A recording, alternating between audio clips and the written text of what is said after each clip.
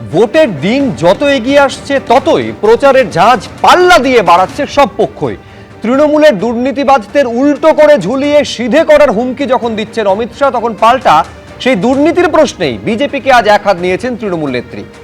আমি এই আলোচনায় আপনাদের দেখাবো যে ট্রাইব্যুনালে আবেদনকারীদের ভোট ভাগ্য নিয়ে আজকে সর্বোচ্চ আদালত কি বলল, তা নিয়ে স্টুডিওয়ে উপস্থিত প্রত্যেক অতিথিদের কাছে আসবো। কিন্তু শুরুতে আপনাদের দেখাবো যে ৪ঠা মের পরে সরকার গঠনের দাবিকে কেন্দ্র করে সব দলই কিন্তু নিজেদের জায়গা ক্রমশ অন্তত দাবির প্রেক্ষিতে আরো বেশি পোক্ত করছে। আজকে অমিত শাহ দাঁড়িয়ে বলছেন তার নির্বাচনী প্রচার সভা থেকে যে দেওয়াল লিখন স্পষ্ট, ৫ তারিখে তারাই সরকার গড়ছে। অন্যদিকে মমতা বন্দ্যোপাধ্যায় ২২৬টিরও বেশি আসন নিয়ে তারা চতুর্থবারের জন্য ক্ষমতা দখল করতে চলেছেন এই রাজ্যে, সেই দাবি করছেন। কে কি বললেন শুরুতে দেখুন। इस सामने की दीवार पर लिखा हुआ मैं पढ़ सकता हूं, बंगाल में 5 मई को भारतीय जनता पार्टी की सरकार बनने वाली है।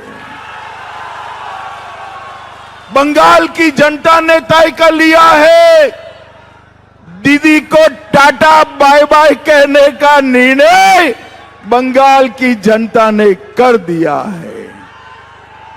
दीदी, आपके गुंडों के बम धमाकों से बंगाल की जनता अब नहीं डरेगी। बंगाल की जनता बम का जवाब बैलेट से देने वाली है, बैलेट से देने वाली है, और भय का जवाब भरोसे से देने वाली है। 2026-এ আমরা 226টার বেশি সিট পাবো, এটা জেনে রাখুন।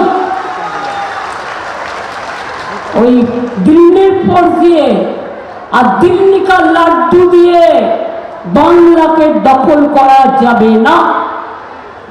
যতই করো হামলা, এবার হবে বদলা। যতই করো হামলা, তৃণমূল জিতবে বাংলা। যতই করো হামলা, হবে এসআইআরের বদলা। যতই করো হামলা, হবে এনআরসির বদলা। যতই করো হামলা, হবে ডিটেনশনের বদলা। যতই করো চক্রান্ত, সবটাই হবে ব্যর্থ। প্রশ্নটা হচ্ছে চতুর্থবার হবে নাকি প্রথমবার হবে, প্রত্যাবর্তন হবে নাকি পরিবর্তন হবে। আমি কৃষাণু মিত্রর কাছে শুরুতেই আসবো। একেবারে দেওয়াল লিখন স্পষ্ট, মানুষের ভরসা আর ব্যালটের জোরে প্রথমবার ক্ষমতা দখল করতে চলেছে, রাজ্যে সরকার গঠন করতে চলেছে ৫ তারিখে বিজেপি। আজকে আরেকবার অমিত শাহ প্রচার সভা থেকে দাবি করছেন। না, উনি দাবি তো করলেন, কিন্তু উনার পেছনের দেওয়ালটা তো পয়সা দিয়ে উনার পার্টি করেছে, সেখানে পুরোটা তার সিম্বলটা হলো না, অনেকটা খালি রয়ে গেল। নিজেদের ভাড়া করা পয়সা দিয়ে দেওয়াল লিখেও সেটাতে পুরোটাতে সিম্বল থাকছে না, অর্ধেকটাতে গেরুয়া রং করে সেটাই শেষ করে দিচ্ছেন। উনি বুঝতে পেরে গেছেন, ভাষণ দিতে হয় দিচ্ছেন, যে নিজেদের দেওয়ালটাতেই যারা নিজেদের সিম্বলটা পুরোটা আঁকতে পারেনি, তো তারা আবার অন্যের কি দেওয়াল পড়বে। এখন ব্যাপারটা হচ্ছে, উনি যে ভয়ের কথা বলছিলেন, হ্যাঁ, ভয় দিয়েই তো উনি রাজনীতিটা বাংলাতে শুরু করার চেষ্টা করেছিলেন। ইডি, সিবিআই, এনআইএ, এইগুলো কি ভয়ের অস্ত্র? ইনকাম ট্যাক্স ভয়ের অস্ত্র। এইগুলো তো কেউ কোনো দুর্নীতি উন্মোচন করা বা কোনো মানুষকে দুর্নীতির দায়ে তাকে দোষী সাব্যস্ত করা একটাও করতে পারেননি। সারা ভারত জুড়ে 25 জন এরকম নেতার বিরুদ্ধে করেছিলেন, 23 জন উনার দলে গিয়ে একদম ওয়াশিং মেশিনে পরিষ্কার হয়ে গেছে। হ্যাঁ, ৬,০০০-এর কাছাকাছি মামলা রুজু করেছিলেন, 25টাকেও এজলাসে অবধি নিয়ে গিয়ে বিচার করাতে পারেননি। তো এখন এই যে ভরসা, কি বাংলার ভরসা মমতা বন্দ্যোপাধ্যায়, বাংলার ভরসা তৃণমূল কংগ্রেস, বাংলার ভরসা মামাটি মানুষের সরকার। তো বাংলা তো তার রায়, তার মনোবাঞ্ছনা তো স্পষ্ট করেছে, বারবার করেছে, পুনরায় করছে। যত জায়গায় যাচ্ছে বাংলা তো ভরসা কার উপর রেখেছে। আজকে এই তো উত্তর বাংলা নিয়ে প্রধানমন্ত্রী এতগুলো মিথ্যাচার করলে, মানুষ তো তার অভিজ্ঞতায় দেখেছে যে উত্তর বাংলায় বন্যা, উত্তর বাংলার বিভিন্ন দুর্যোগের সময় কারা পাশে ছিল। নেত্রী স্বয়ং কলকাতা থেকে উড়ে গেছেন, সেখানকার উদ্ধার কার্যতে তিনি দাঁড়িয়ে থেকে সেইগুলোকে মনিটর করেছেন। আজকে ব্রিজ থেকে, রাস্তা থেকে মানুষের দুর্যোগ, খাওয়ার অভাব সব পাশে দাঁড়িয়ে করেছিলেন। নিঃসন্দেহে তার কৃষাণু মিত্রের উত্তর শঙ্কুতে পণ্ডা দেবেন, কিন্তু আমি কৃষাণু মিত্রকে এইগুলো স্মরণ করিয়ে দেবো সমানভাবে যে তৃণমূলের যে নেতা, বিধায়ক এবং মন্ত্রীদের একেবারে দুর্নীতির অভিযোগে জেলযাত্রা পর্যন্ত হয়েছিল, তাদের টিকিট শুধু নয়, তাদের একেবারে পাশে দাঁড়িয়ে ক্লিনচিট পর্যন্ত দিয়েছেন। এমনকি এইটা পর্যন্ত হয়েছে যে একরাশ অভিযোগ তুলে বিজেপিতে যাওয়ার পর আবার তাদের ফেরানো হয়েছে তৃণমূল কংগ্রেসে একেবারে সসম্মানে। এই অভিযোগটা পর্যন্ত রয়েছে। তার বিরুদ্ধে স্বয়ং তৃণমূল নেত্রী তদন্ত করার পর্যন্ত হুঁশিয়ারি দিয়েছিলেন। কিন্তু প্রশ্ন হচ্ছে যে জিতবে শুধু নয় বা শঙ্কু, সব থেকে বেশি আসন মিনিমাম 226টা এবার তৃণমূল কংগ্রেস পেতে চলেছে, মমতা বন্দ্যোপাধ্যায় বলছেন। দেখুন, আমার মনে হয়েছে যে মমতা বন্দ্যোপাধ্যায় নিজেও এবার একটু আতঙ্কিত যে ক্ষমতায় তিনি ফিরবেন কিনা, সেই জন্য এই ভোকাল টনিক তাকে দিতে হচ্ছে। আসলে ভবানীপুরটা আগে উনি জিতুন, তারপরে উনি 226টা নিয়ে চিন্তা করবেন। যিনি ভবানীপুরেই জিতবেন না, তিনি 294টা কেন্দ্রে নিজে প্রার্থী হয়েছেন, কি করে দলকে ক্ষমতায় জিতিয়ে আনবেন সেই নিয়ে আমরা দৃঢ় সন্দেহ প্রকাশ করছি। কারণ মানুষ সিদ্ধান্ত নিয়ে নিয়েছেন। চারিদিকে আপনারা যা ফিডব্যাক দেখতে পাচ্ছেন, তৃণমূল কংগ্রেসকে খুঁজতে হচ্ছে, ওনার সবাই লোকজন হচ্ছে না। আমি সেসব বিতর্কে যাওয়ার আগে আমি একটি কথা খুব স্পষ্ট করে বলতে চাই। দেখুন, তৃণমূল কংগ্রেস তারা যে ক্ষমতায় আসবেন না এটা বুঝে গেছেন বলেই আজকে কিন্তু মমতা বন্দ্যোপাধ্যায় খুব নির্দিষ্ট করে হচ্ছে এই নাম্বারটা তাকে বলতে হচ্ছে। এর আগে কখনো তাকে এই ধরনের নাম্বার বলে ক্যাম্পেইন করতে হয়নি, তিনি কনফিডেন্ট থাকতেন। কিন্তু আপনি দেখবেন যে যেদিন প্রার্থী ঘোষণা হয়েছিল সেদিনও তিনি নাম্বার বলতে তার ভেতরে কুণ্ঠাবোধ ছিল। আজকে বাধ্য হয়ে এটা বলছেন কেন? কারণ তিনি বুঝেছেন যে অভিষেক বন্দ্যোপাধ্যায় বারে বারে বলেছেন, মমতা বন্দ্যোপাধ্যায় বলেছেন 26-এ 226, একেবারে 50-এ বিজেপিকে আটকে দেওয়া। অভিষেক বন্দ্যোপাধ্যায় নিজে একাধিকবার সেই সংখ্যা দিয়েছে। এমনকি 21-এর থেকে একটা হলেও বেশি সিট বিজেপি পাবে, এই মার্জনা করবেন তৃণমূল কংগ্রেস পাবে, এবং যাবতীয় ষড়যন্ত্র এবং এসআইআর সত্ত্বেও তৃণমূল বারে বারে বলেছে এইগুলো। দেখুন, ওদের দুজনের ভেতরে যে মতভেদ স্পষ্ট হচ্ছে সেটা আমরা একাধিকবার দেখেছি। কারণ আপনি যদি এখনই দেখতে চান, আমি আপনাকে দুটো ভিডিও দেখাতে পারি। একটাই মমতা বন্দ্যোপাধ্যায় বলছেন 294টাতে তিনি মুখ, আবার একটাই অভিষেক বন্দ্যোপাধ্যায় বলছেন তিনি মুখ। অ্যাকচুয়ালি ভবানীপুরে মমতা বন্দ্যোপাধ্যায় হেরে গেলে কি কে মুখ হবেন দলের, ক্ষমতায় তো আসতে পারবেন না, অ্যাকচুয়ালি কে বিরোধী মুখ হবেন সেই নিয়েই এখন ওনারা লড়াই করছেন। আমরা খুব স্পষ্ট করে বলতে চাই যে রাজনৈতিক দল হেরে গেছে তার লড়াই নিয়ে ভারতীয় জনতা পার্টি এখন আলোচনা করছে না। ভারতীয় জনতা পার্টি আপনি লক্ষ্য করে দেখবেন আলোচনা করছে যেদিন থেকে মাননীয় অমিত শাহজি প্রকাশ করেছেন আমাদের হচ্ছে প্রচারপত্র, সেদিন থেকে সংকল্পপত্র, সেদিন থেকেই আমরা স্পষ্ট করছি যে সরকার ক্ষমতায় এসে কি কি কাজ করবে। মহিলাদের 3000 টাকা দেবেন ফ্রিতে, মহিলারা আমি সেই বিষয় নিয়ে আসবো। দেখো, রাজনৈতিক দলগুলো মানে একটা অংশ রেখে সঙ্গে রেখে আরেকটা অংশকে সামনে আনে। যেমন শঙ্কুদেব পান্ডা এইটা বললেন না যে 177টা পাওয়ার কথা বলেছিলেন শুভেন্দু অধিকারী, অমিত শাহ এসে বলেছেন 170-এর কথা।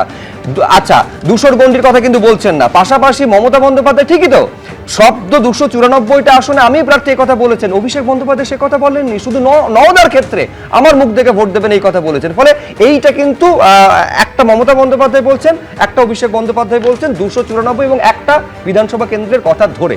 চয়ন ভট্টাচার্য দেখুন, কে কি বলছেন তো আমরা শুনলাম। আপনারা বিষয়টা হচ্ছে যে আমরা তো পরিষ্কার কথা বলছি যে দুটো দলই আরএসএস এর প্রোডাক্ট, কাজেই দুটো দলই যদি তাদের মতো করে ন্যারেটিভ নামাক অসুবিধা কিছু নেই। কিন্তু আমাদের কথা কি জানেন তো, আমি দুটো প্রসঙ্গ আনছি। একটা হচ্ছে যে আপনি দেখতে পাচ্ছেন কি যে এখানে কয়লাবাড়ি যে গরু চাকরির যে রাস্তাঘাট সপ্তরীতি যেমন লুট হয়েছে, পাশাপাশি দেখা যাচ্ছে 100 দিনের কাজ তো অনিশ্চিত হয়ে গেছে, 100 দিনের কাজ অনিশ্চিত। এবং আরএসএস যেমন একটা প্ল্যানিং নিয়ে বিজেপিকে দিয়ে করাচ্ছে, দলিত মুসলিমদেরকে একদম কোণঠাসা করে রাখার যে এসআইআর-এর মতো ইয়ে করেছে, 27 লক্ষ মানুষের ভোটাধিকার নিশ্চিত হলো না আজকেও, নিশ্চিত হবে। আমরা আরএসএস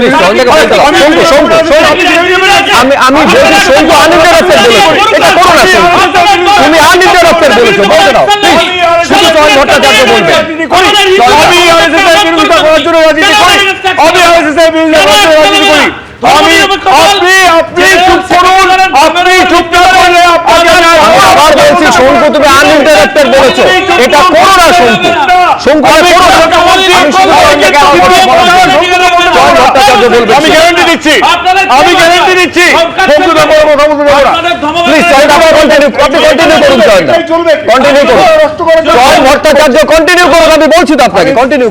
আপনি বলছেন শঙ্কু তো বলতে দিচ্ছেন না যে নির্দিষ্টভাবে আইএসএফ প্রার্থী আমাদের যিনি বসিরহাট উত্তর কেন্দ্রের প্রার্থী তাকে আজকে হুমকি ধমকি দেওয়া হয়েছে, আমাদের কর্মীরা অবরোধ করছেন। বিষয়টা অন্য জায়গায় চলে যাচ্ছে। এই যে ধমকির রাজনীতি যেটা করছে ইলেকশন কমিশন, কার্যত প্রায় দাঁড়িয়ে দেখছে। আমরা দেখতে পাচ্ছি দুটো দলই এই নানা রকম কথাবার্তা বলছে বটে, কিন্তু চোরাগোপ্তা যে হুমকি সেগুলো আমরা আপনাদের শুরুই তো বসে আলোচনা করেছি।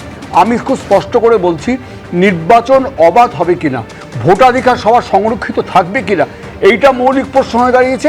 এবং মানুষের রুটি রুজির অধিকারটা সংরক্ষিত হবে কিনা সেটা নিয়ে কোন দল লড়াই করছে মানুষ সেটা দেখছেন।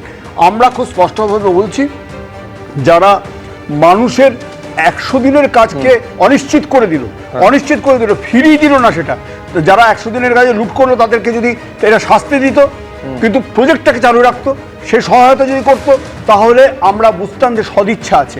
এখানে তো এই প্রতিযোগিতামূলক সম্প্রদায়ের কথা ছাড়া আমরা বেশ, আমি চয়ন ভট্টাচার্য, আমি প্রদীপ চট্টোপাধ্যায়ের কাছে আসবো, কিন্তু দেখুন এই একেবারে একটা দল আরেকটা দলকে দুর্নীতির প্রশ্নে প্রতিনিয়ত বিঁধছে। তৃণমূল কংগ্রেসকে আক্রমণ করতে গিয়ে একাধিক দুর্নীতির প্রসঙ্গ তুলে কি বললেন অমিত শাহ আপনাদের দেখাবো।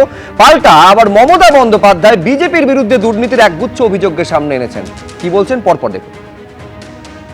टीएमसी के शासन में भ्रष्टाचार बहुत बड़ा मुद्दा रहा और दीदी कहती है भ्रष्टाचारियों से हमें परहेज नहीं है। 26,000 शिक्षकों की भर्ती में घोटाला किसने किया? एसएससी घोटाला किसने किया? नगर पालिका नगर निगम भर्ती घोटाला किसने किया? गाय तस्करी का घोटाला किसने किया? पीडीपी का राशन घोटाला, मनरेगा घोटाला, पीएम आवास में घोटाला, इन्होंने घोटाले कर बंगाल की जनता के 5,000 करोड़ रुपया चाऊ करा है। और ममता दीदी समझती है कि पैसा चाऊ हो गया। मैं सारे भ्रष्टाचारियों को कहकर जाता हूं, भाजपा सरकार बनने के बाद घोटालों की पाई पाई आपको बंगाल की जनता को वापिस देने पड़ेगी। তৃণমূলকে বলছো চার্জশিট দিয়েছো, তৃণমূল চোর, তুমি সাধু। তোমার নেতারা কয়লার কত টাকা তোলে, হলদিয়া বন্দরের কত টাকা তোলে, কত ভাগে নিজেরা নেয় আর কত ভাগ দিল্লিতে যায়। সৌজন্যতার খাতিরে আমি নামগুলো নাইবা বললাম, কারণ তোমার আমার মধ্যে এটাই পার্থক্য, ইশারাই কাফি, বুঝে নিন। একেবারে দুর্নীতির প্রশ্নে আক্রমণ পাল্টা আক্রমণ, দ্রুত প্রদীপ চট্টোপাধ্যায়। না দেখুন, প্রত্যেকটি রাজনৈতিক দল তৃণমূল এবং বিজেপি একে অপরের বিরুদ্ধে কে কত দুর্নীতি করেছে, কার দুর্নীতির সঙ্গে কত কানেকশন, কিভাবে টাকা তোলা হয়েছে, এই নিয়ে আমাদের সামনে বলছে। আসলে দুর্ভাগ্য, এই দুটো দল সাধারণ মানুষকে খুব বোকা ভাবছে। একটা রাজনৈতিক দল এদের মধ্যে স্টেজ থেকে কেন বলছে না যে আমরা সরকারে এলে দুর্নীতি যদি আমাদের দলের কেউ করে, আমরা will be the first party to expel that person, তাকে আমাদের সঙ্গে সংশয় এবং তার বিরুদ্ধে তদন্ত দ্রুত যাতে হয়। অন্যের দুর্নীতি তদন্ত তো করবই, নিজের দলে কেউ দুর্নীতিতে যুক্ত হলে, নিজের দলের কেউ টাকা নিয়ে কাজ করালে তাকে তার বিরুদ্ধে ব্যবস্থা, এইটা আমরা অঙ্গীকারবদ্ধ করছি। এটা ম্যানিফেস্টোতে কোথাও লেখা আছে, প্রার্থী এই যে এখানে যে সভা হচ্ছে কোথাও বলা হচ্ছে। আসলে সাধারণ মানুষকে একটা পণ্য, একটা বোকা বানিয়ে তারা হচ্ছে গিয়ে কিছু টাকা যাবতীয় ধরুন প্রচারটা হচ্ছে, তো এই বিষয়টাকে সামনে রেখে যে ভোটটা সামনে রয়েছে, এখন ভোটে যারা ট্রাইব্যুনাল আবেদন করেছেন তাদের ভোটাধিকারে শেষ পর্যন্ত কি হবে। দেখুন, সারা দেশের আজকে নজর ছিল সব থেকে বড় প্রশ্নটার উত্তরে সুপ্রিম কোর্ট আজকে কি বলবে। ট্রাইব্যুনালে, আর অর্থাৎ যাদের নাম বাদ গিয়েছে তাদের যে ট্রাইব্যুনালে আবেদনের সুযোগ রয়েছে, তারা যখন আবেদন করছেন তারা এই 26-এর বিধানসভা নির্বাচনে ভোটটা দিতে পারবেন কিনা, হ্যাঁ বা নাতে তার উত্তর কিন্তু আজকে পাওয়া গেল না। একটা অনিশ্চয়তা সেখানে রয়ে গেল। এখন কি কারণে অনিশ্চয়তা রইল এবং কি বলল সর্বোচ্চ আদালত, আরো বিস্তারিতভাবে জানবো, কথা বলবো। সৌভিক মজুমদার আমাদের প্রতিনিধি রয়েছেন ফোন লাইনে। সৌভিক, কি হলো এই নিয়ে আজ? দেখো, যে অনিশ্চয়তার কথা তুমি বলছিলে সেই অনিশ্চয়তা থেকে গেল। তার কারণ হচ্ছে, যখন আইনজীবী কল্যাণ বন্দ্যোপাধ্যায় খবর পেয়েছেন এখনো পর্যন্ত ট্রাইব্যুনালে প্রায় 16 লক্ষ আবেদন জমা পড়েছে এবং তার ওনাদের কাছে আবেদন করেছেন তাদের প্রত্যেককে ভোট দিতে দেওয়া হোক বা তাদের ভোটাধিকার ফিরিয়ে দেওয়া হোক, এই মর্মে তিনি আবেদন করেন। এবং তিনি যখন এই আবেদন করছেন সেই সময় সুপ্রিম কোর্টের মাননীয় প্রধান বিচারপতি সূর্যকান্ত তিনি কিন্তু বলেন যে এই প্রশ্নই ওঠে না। তিনি একেবারে স্পষ্ট করে বলেন যে যদি এই 16 লক্ষ মানুষকে এই ভোটাধিকার ফিরিয়ে দিতে হয়, সেক্ষেত্রে এতদিন পর্যন্ত যে এসআইআর প্রক্রিয়ার মাধ্যমে এত ব্যক্তির নাম ভোটার লিস্টে তোলা হয়েছে তাদের প্রত্যেকের ভোটাধিকার খর্ব করতে হয় বা ভোটাধিকার কেড়ে দিতে হয়। এর পাশাপাশি তোমাকে বলবো যে নির্বাচন কমিশনের আইনজীবী তার বক্তব্য ছিল যে এই নির্বাচন কমিশনের রয়েছে সেই নিয়ম অনুযায়ী ফ্রিজ হয়ে যাওয়া ভোটার লিস্টের অনুযায়ী কিন্তু ভোট হয়। এরপরেই মাননীয় বিচারপতি জয়মাল্য বাগচি তিনি কিন্তু বলেন যে যখন কোনো মামলার নিষ্পত্তি হয় সেই নিষ্পত্তি হওয়ার পরে সেই ব্যক্তির নাম ভোটার তালিকায় ওঠাবার জন্য নির্দেশ দিতে হয়। এবং তারপরে তিনি এটাও বলেন সব থেকে গুরুত্বপূর্ণ বিষয় যে সুপ্রিম কোর্টের কাছে সংবিধানের 142 নম্বর ধারা রয়েছে, যেই 142 নম্বর ধারা অনুযায়ী সুপ্রিম কোর্ট প্রয়োজন মনে করলে সর্বোচ্চ পর্যায়ে নির্দেশ দিতে পারে এবং যেটা ন্যায় বিচারের জন্য যে নির্দেশ হবে। ফলে সুপ্রিম কোর্টের সামনে কিন্তু এই মুহূর্তে সংবিধানের 100 বা 142 নম্বর ধারাও খোলা রয়েছে, যেই ধারা সুপ্রিম কোর্ট এই মামলাতে আগে দুবার প্রয়োগ করেছে। এখন এই কারণেই সংশয় তৈরি হয়েছে যে যতক্ষণ না পর্যন্ত এই নির্দেশনামা আমাদের সামনে আসবে ততক্ষণ পর্যন্ত সুপ্রিম কোর্টের আজকের যে অবস্থান সেই অবস্থান কি সেটা স্পষ্ট হবে। একেবারে এখন নির্দেশনামায় কি থাকছে, অর্থাৎ এই অর্ডার যখন আপলোডেড হবে সেইখানে স্পষ্ট বোঝা যাবে যে এই আবেদনকারী ভোটারদের ভোট ভবিষ্যৎ বা ভোট ভাগ্য কি হতে চলেছে। আইনজীবী কি বলছেন একবার দেখুন। তো যেটা প্রেয়ার করা হয়েছিল যে এই ট্রাইব্যুনাল যতটা সম্ভব যেন এই অ্যাপ্লিকেশনগুলোকে হিয়ারিং করে, আর যদি দেখা যায় তারা বৈধ, আজকে সুপ্রিম কোর্ট আসার হলো এটাই দেখালো, তারা বললো যে এই বিষয়টা তারা নিশ্চয়ই নজরে রাখছে এবং তারা একটা নেসেসারি অর্ডার পাস করবে যে এই যে যারা বৈধ ভোটার হিসেবে যদি আজকে এই ট্রাইব্যুনাল তাদেরকে বৈধতা দেয় তাহলে যেন তারা ভোট দিতে পারে। সেই বিষয়ের যে অ্যাসপেক্ট, মানে আমরা জানি as per the election rule যেদিন থেকে লাস্ট নমিনেশন হয়ে গেল সেদিন থেকে ভোটার লিস্ট ফ্রিজ হয়ে যায়, কোনোভাবে নতুন ভোটার লিস্ট ইনক্লুশনের কোনো জায়গা নেই। বাট এটা যেহেতু আর্টিকেল 132 আন্ডারে হচ্ছে, এই প্রভিশনটা আমরা প্রেয়ার করেছিলাম যদি এক্সেসিশন না করা যায় তাহলে তো এই যে যারা অ্যাপিল করলো এই 34 লক্ষ লোকের তো আসার দেখার জন্য জায়গাই থাকলো না। কারণ আমাদেরকে বুঝতে হবে যে এই যে ট্রাইব্যুনাল এটা কিন্তু নর্মাল ট্রাইব্যুনাল না, সুপ্রিম কোর্ট তার স্পেশাল পাওয়ার প্রভিশন ইউজ করে ট্রাইব্যুনালটা করেছিল যেন বৈধ ভোটার বাদ না যায়। তাহলে আজকে আমরা একটা আশার হল এটাই দেখতে পেলাম, যদি দেখা যায় যে এই বৈধ ভোটারদেরকে এই ট্রাইব্যুনাল বৈধ হিসেবে ঘোষণা করছে তাহলে তাদের ভোট দেওয়ার একটা রাস্তা কিন্তু খোলা থাকবে। তার মানে বুঝতে পারছেন এই অনিশ্চয়তাটা তৈরি হওয়ার পেছনে দুটো অবজারভেশন রয়েছে। একটা অবজারভেশন যখন কল্যাণ বন্দ্যোপাধ্যায় এই কথা বলছেন 16 লক্ষকে যেন ভোটাধিকারের সুযোগটা সুপ্রিম কোর্ট দেয়, সঙ্গে সঙ্গে মহামান্য প্রধান বিচারপতি সর্বোচ্চ আদালতের বলছেন যে প্রশ্নই ওঠে না, তাহলে তো যাদের নাম রয়েছে ইনক্লুডেড যারা তাদের ভোটাধিকার খর্ব করতে হয়। অন্যদিকে আবার আরেকজন মহামান্য বিচারপতি জয়মাল্য বাগচি তিনি বলছেন যে ভোটার লিস্ট ফ্রিজ হলেও 142 সংবিধানের এই ধারা কিন্তু প্রয়োগ করতে পারে সর্বোচ্চ আদালত। এর আগে দুবার এই ধারা প্রয়োগ করেছে, একবার আপনারা জানেন যে জুডিশিয়াল অফিসার নিয়োগের ক্ষেত্রে এবং দ্বিতীয়ত মোথাবাড়ি কাণ্ডে এনআইএ-কে তদন্তভার দেওয়ার ক্ষেত্রে। তার মানে প্রদীপদা এই জায়গাটা এখনো পর্যন্ত স্পষ্ট নয়, আবেদনকারীরা শেষ পর্যন্ত 26-এ ভোট দিতে পারবেন কিনা। তা দেখুন, আমাদেরকে মহামান্য সুপ্রিম কোর্টের নির্দেশের ওপরে নজর রাখতে হবে এবং আস্থা রাখতে হবে। একটা বড় জিনিস হচ্ছে, দেখুন সুপ্রিম কোর্ট কোনোভাবেই চাইবে না যে কোনো বৈধ ভোটার বাদ চলে যায়। আজকে সুপ্রিম কোর্টের যে যতটা আমরা এখানে শুনতে পেলাম তার থেকে একটা জিনিস স্পষ্ট যে দরকার হলে সুপ্রিম কোর্ট তার স্পেশাল পাওয়ার নিয়ে ফ্রিজ হওয়া ভোটার তালিকার মধ্যেও যদি বৈধ ঘোষণা হয় এই ট্রাইব্যুনালে তাকে অন্তর্ভুক্ত করার একটা প্রভিশন, একটা জায়গা কিন্তু রাখা আছে।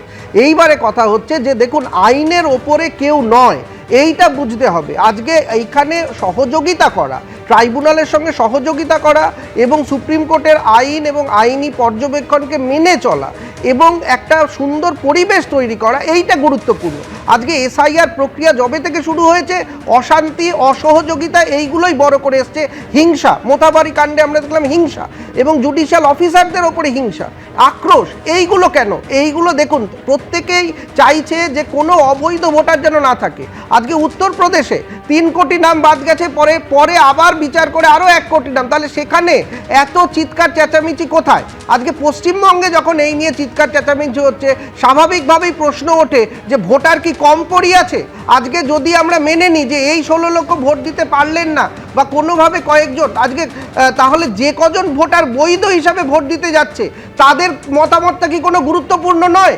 আজকে যারা নিজেদের বৈধ প্রমাণ করে এই ভোটার তালিকায় রয়েছে তারাও যেরকম গুরুত্বপূর্ণ, তেমনি যারা আবেদন করছে সেখানে যদি জুডিশিয়াল অফিসাররা তাদের মান্যতা দেয় ট্রাইব্যুনালে, সেটাও গুরুত্বপূর্ণ। কেন তাদেরকে আমরা অবৈধ বলছি? তার কারণ যতক্ষণ না তিনি ট্রাইব্যুনালের মাধ্যমে পাশ করছেন যে হ্যাঁ সমস্ত ঠিক আছে, তাহলেই তিনি বৈধ হয়ে যাবেন। ফলে একটুখানি আইনের প্রতি, ট্রাইব্যুনালের অফিসারদের প্রতি একটু সহযোগিতা, একটু আক্রোশ কম, হিংসা কম, যাতে করে তারা কাজটা সুষ্ঠুভাবে দ্রুত করতে পারে।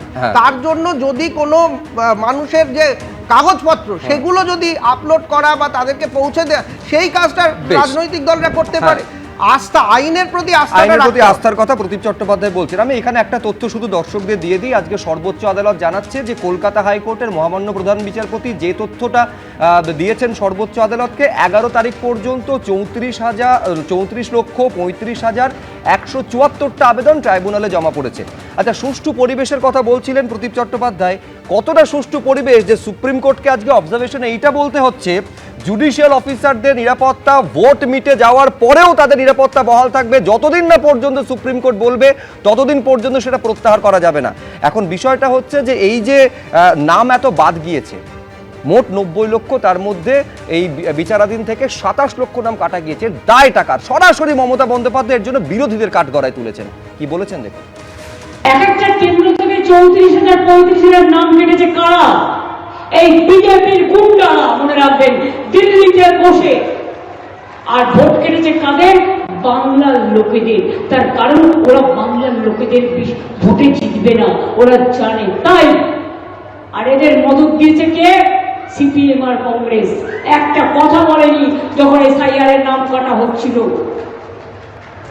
হিম্মত আছে তো 24-এর লিস্টে ভোট করাও, নাম কেটে ভোট করাবে না। আর তা না হলে তোমাদের প্রধানমন্ত্রী এই লিস্টে জিতেছে, পদত্যাগ করো। শঙ্কুদেব পণ্ডা, দেখুন, এ তো অনেক পুরনো বক্তব্য। উনি অ্যাকচুয়ালি চান যে কোনো না কোনোভাবে হচ্ছে নির্বাচনে জিততে, কিন্তু এখন ওর ওই ভূতের ভোটে যেগুলোতে জিততেন সেই সমস্ত নাম বাদ চলে গেছে বলেই এখন আতঙ্ক দেখা দিয়েছে মনে। কারণ কখনো ন্যায্য ভোটে ওনারা জেতেননি। 1, লুটপাট করেছেন, 2, কাউন্টিং লুটেছেন, 3, এই বেআইনি ভোটারদের একটা লার্জ নাম্বারের উপর ভিত্তি করে তারা নির্বাচনে জিততেন। এখন সেসব নাম বাদ গেছে। হ্যাঁ, মৃত ভোটার, একাধিক জায়গায় নাম, তারপরে অনুপ্রবেশকারী, রোহিঙ্গা, এই সব বাদ গেছে বলেই এত আতঙ্কিত হয়ে উঠেছেন। আমি জানতে চাই, উনি তো একসময় কাগজ ছুঁড়ে মেরেছিলেন লোকসভায়, বলেছিলেন এই সমস্ত বেআইনি ভোটার। তো 15 বছরে সেগুলো কাটেননি কেন? শুধু একটাই কারণে কাটেননি, এই বেআইনি ভোট ব্যাংকের উপর ভিত্তি করে উনি উল্টো দিকে এই প্রশ্নটা শঙ্কু আসবে যে প্রতি বছর তো ভোটার তালিকা রিভিশন হয়, তাহলে এই যে এত সেখানে ভূত জমা হয়েছে সেই ভূতগুলোকে কেন বের করা গেল না? আর সত্যি যদি এত ছাপ্পা হয়ে থাকে তাহলে বাহিনী কি করছিল, কমিশন কি করছিল? শুনুন, আপনাকে মনে রাখতে হবে যে তৃণমূল কংগ্রেস এবারে শুধুমাত্র যে এই ভূতেদেরকে এতদিন বাঁচিয়ে রেখেছে এই জন্য না, বা মৃত লোকেদের বহু আত্মীয়র সাথে অনেকে দেখা হয়ে যায় ভোট দিতে গিয়ে, মানে কমিশনে ওঝা হতে পারেনি। শুনুন না, তৃণমূল ভূতেদের বাঁচিয়ে রেখেছে, কমিশনে ওঝা হতে পারে। এই যে সব বাঁচিয়ে রেখেছে এটা শুধু নয়, আমি আপনাকে বলছি, যেমন ধরুন হঠাৎ 3-4টে জায়গা দেখবেন সন্দেশখালী, যেমন দেখবেন ভবানীপুর, প্রচুর পরিমাণে ভোটার ইনক্রিজ করে গেছে। কি করেছে এরা জানেন না। এরা যে জায়গায় ভোট বেশি পেয়েছে সেখান থেকে সেই জায়গাতে শঙ্কু বারে আসছে, যাবতীয় অন্যায় কাজগুলো তৃণমূল কংগ্রেস করলো, তাহলে কমিশনটা করছিলটা কি? এটা তো প্রশ্ন। সে কমিশনের মুখপাত্রকে খুঁজে জিজ্ঞেস করুন, আমাকে জিজ্ঞেস করছেন কেন? না, এই জন্য জিজ্ঞেস করছি তার কারণ মমতা বন্দ্যোপাধ্যায় বলছেন যে কমিশনের পেছনে আসল কাজটা করছে একেবারে বিজেপি। বেশ, শ্রমিক ভট্টাচার্য বলছেন এসআইআর মানে ভোট, ভোট মানে এসআইআর। কিন্তু আবার উল্টো দিক থেকে এখানে প্রশ্ন থাকবে কৃষ্ণ মিত্রের কাছে। এইটা তো বিজেপি প্রশ্ন বারে তুলছে। মমতা বন্দ্যোপাধ্যায় প্রায় প্রতিটা নির্বাচনী জনসভায় বলছেন যে 60 লক্ষের মধ্যে 32 লক্ষের নাম ইনক্লুডেড হয়েছে, যার কারণ হচ্ছে মমতা বন্দ্যোপাধ্যায় সুপ্রিম কোর্টে গিয়ে তাদের হয়ে আইনি লড়াইটা লড়েছেন। তাহলে 32 লক্ষের নাম অন্তর্ভুক্তির কৃতিত্ব মমতা বন্দ্যোপাধ্যায় হলে এই যে 27 লক্ষ বাদ গেল তার দায়টাও কেন তিনি নেবেন না? যাবতীয় আইনি জটিলতা মমতা বন্দ্যোপাধ্যায়ের কারণে তৈরি হয়েছে বলে বিজেপি অভিযোগ করছে। দেখো, ইন্টেলেকচুয়াল মিসচিফ সবসময় মানুষের মনে জায়গা করে না। তো মমতা বন্দ্যোপাধ্যায় লড়েছেন বলেই আজকে 91 লক্ষ বেআইনিভাবে তারা কাটতে পেরেছে। টার্গেটটা তো ছিল 1 কোটি, 1.5 কোটি, 2 কোটি, 2.25 কোটি, এটাই তো টার্গেট ছিল। বিজেপি নেতাদের মুখে আমরা বারবার শুনেছি। কৃষ্ণ বলতে দাও, আমি কৃষ্ণকে বলতে দাও। শঙ্কু প্লিজ বলতে দাও। আবার কোর্টে কমপ্লেইন ফাইল করেছে। তুমি আনইন্টারাপ্টেড বলেছো, বলতে দাও প্লিজ। আমরা কোর্টে ও যুক্তিটাও শুনতে দাও। আমি শঙ্কুদেব পণ্ডাকে থামালাম। টার্গেট ছিল 1.5 কোটি, 2.25 কোটি নাম বাদ দেওয়া। নেত্রীর লড়াইয়ের জন্য এসআইআর এর শুরুতে তো নেত্রী বলেছিলেন যে এসআইআরটা অজুহাত, এটা আসলে এসআইআর কে সামনে রেখে এনআরসি করার চক্রান্ত হয়েছে। আমরা দেখেছি এসআইআর এ এনুমারেশনের ফর্মে সেকেন্ড পাতাতে যা যা নথি চাওয়া হয়েছে সেগুলো তো এনআরসির ডকুমেন্ট। এবং এনআরসি আজকে বলো না, আজকে জয়মাল্য বাগচি তো এটাও বলেছেন যে লজিক্যাল ডিসক্রিপেন্সি তো এসআইআর এ কোনো রাজ্যে তো হয়নি, শুধু বাংলাতে লজিক্যাল ডিসক্রিপেন্সি হয়েছে। লজিক্যাল ডিসক্রিপেন্সি কি? সেই মানুষগুলো অলরেডি ম্যাপ, সেই মানুষগুলো মৃত নয়, সেই মানুষগুলো স্থানান্তরিত নয়, সেই মানুষগুলো ফেক নয়। তার মানে বিজেপি বলছে, আজকে ইলেকশন কমিশন বলছে যে একটাও রোহিঙ্গা তারা চিহ্নিত করতে পারেনি। অমিত শাহ বলছে তারা চিহ্নিত করতে পারেনি। বিজেপি রোহিঙ্গা কোথায় পেল? বিজেপি তালিকা দিচ্ছে রোহিঙ্গার তালিকাটা দিক মিথ্যাচার করছে, সবসময় মিথ্যাচার করছে। আজকে বলুক না, নিজেদের 77টা ক্যান্ডিডেটের নাম বলতে পারবেন না, তার কারণ হচ্ছে লড়ার মতো মুরত নেই আপনারা। সারাক্ষণ ধরে মিডিয়া আর কোর্টের মধ্যে ছিলেন 5 বছর, সংগঠন নেই, দল নেই, কোনো পাবলিক কানেক্ট নেই, 77টা ক্যান্ডিডেটের নাম বলতে পারবেন না। আমি এখানে চয়ন ভট্টাচার্যের কাছে আসবো। বেশ আমার এখানে আমি দুজনকে থামালাম। আমি চয়ন ভট্টাচার্যের কাছে আসবো। অভিযোগটা শুধুমাত্র নাম কাটার ক্ষেত্রে বিজেপির দিকে শুধু নয় মুখ্যমন্ত্রী চয়নদা, এই বিজেপিকে যোগ্য সঙ্গত দিয়েছেন আপনারা এবং কংগ্রেস, যার জন্য এত মানুষের নাম বাদ গিয়েছে। শুনলেন তো মমতা বন্দ্যোপাধ্যায় বলছেন। শুনুন, আমি গ্রাউন্ড লেভেলে কিছুটা কাজ করেছি এসআইআর পর্বে পার্টির হয়ে। তো আমি একটা প্রশ্ন তুলছি যে এসআইআর যে এমোনেশন ফর্ম ছিল তাতে তৃণমূলের কজন প্রতিনিধি সই করেছিলেন ঠিকঠাক? 2, যেটা একদম খুব স্পষ্ট কথা। মমতা বন্দ্যোপাধ্যায়ের এই ধরনের ব্যাকেট করে দেওয়া অভ্যেসটা বহু পুরনো। সিপিএম বিজেপি এই কথাটা বলার কিন্তু মোস্তারি বানু যে আমাদের পক্ষ থেকে আমরা যে মোস্তারি বানুকে প্রথম প্রেজেন্ট করেছিলাম যে বৈধ ভোটারের নাম বাদ গেল এবং তাকে একটা নির্দিষ্ট উদ্দেশ্যে বাদ গেতে হয়েছিল। আমরা তো আমরাই লড়েছি।